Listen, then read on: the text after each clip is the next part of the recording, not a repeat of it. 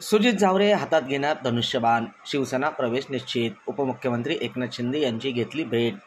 जिल्हाप्रमुख अनिल शिंदे यांच्या पक्षबांधीने शिवसेनेला बळकटी. जिल्ह्यातील राजकीय समीकरणे पुन्हा एकदा ढवळून निघण्याची शक्यता आहे.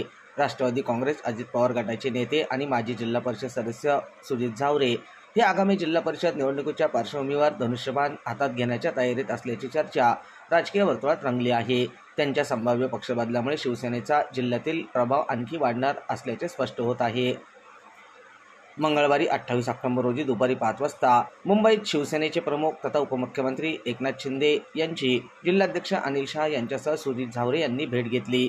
यावेळी शिवसेनेचे शहर प्रमुख सचिन जाधव, दिलीप सातपुते तसेच अनेक पदाधिकारी आणि कार्यकर्ते उपस्थित होते. या भेटीमध्ये जिल्ह्यातील आगामी राजकीय समीकरणे, निवडणुका आणि संघटनात्मक तयारी यावर सविस्तर चर्चा झाली.